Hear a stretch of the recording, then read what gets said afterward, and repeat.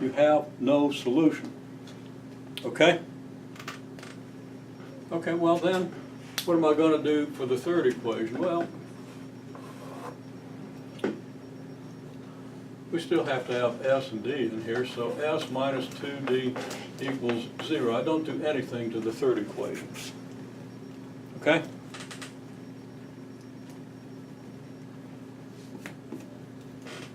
Well, now, the first equation, in other words, now this is our new first equation, just becomes 3D equals 1,000. We get D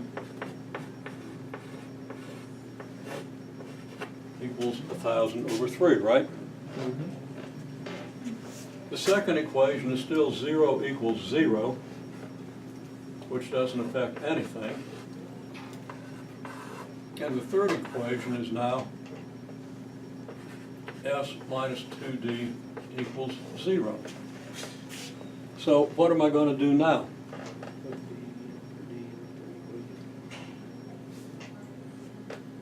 Sounded to me like he might have been wanting to do substitution. I want to add multiples of rows to rows. Multiples of rows to multiples of rows, okay? Because that's what we're doing here. I mean, substitution is totally valid, but when you have linear equations, I don't want you to use it. Or if you do, then go back and do it by elimination. Okay? Very important to be able to do both. I mean, if it's not linear equations, you have to use substitution, almost always. You can't use elimination. Okay? So you have to have both techniques. So both techniques are essential, but recognize when you have linear equations and make sure you do them as linear equations. Okay? It's generally easier, although in this case substitution would be really easy, right?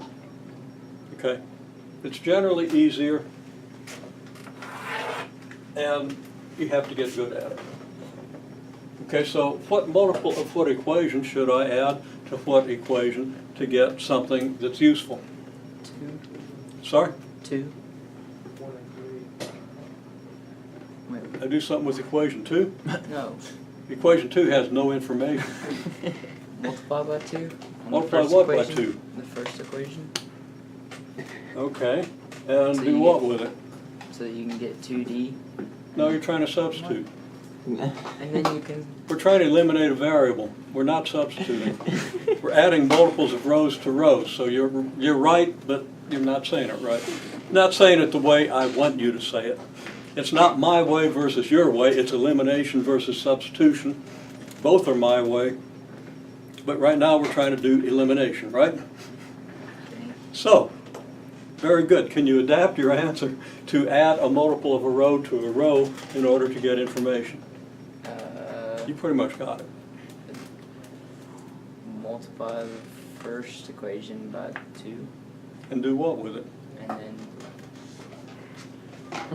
add it to the third. Yes, yes. Okay, so your first equation has the solution. You see how hard it can be to break away from an idea once you have it, right? Once you got substitution in your head, you don't want to think elimination. It's hard to hold two things in your head, right?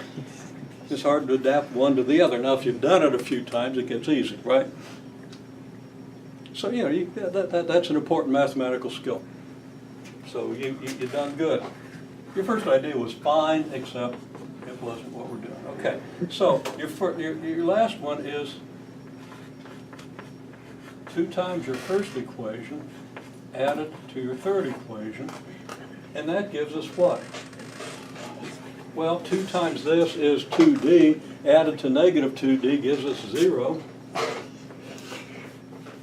And I'll write the 0D here for the moment. That looks like a 0, 0. I gotta do something with my D's. Okay, maybe that. Okay, and then 2 times this side is 2,000 over 3.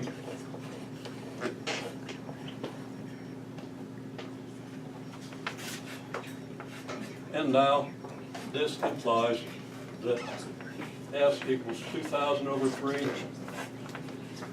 and D equals 1,000 over 3. Now, in general, these fractions won't have simple denominators like 3. It might be 783. Okay? Is that divisible by 3? Or is that maybe prime? How do you determine if a number is divisible by 3? Add up all the numbers in it. Yeah, add the 3 numbers and see if they're divided by 3. Right? Well, 7 and 8 is 15, which is divisible by 3, and 3 is divisible by 3, so when you add them up, it's going to be divisible by 3. So that ain't prime. So you could reduce your fraction if your numerator had a factor of 3, right?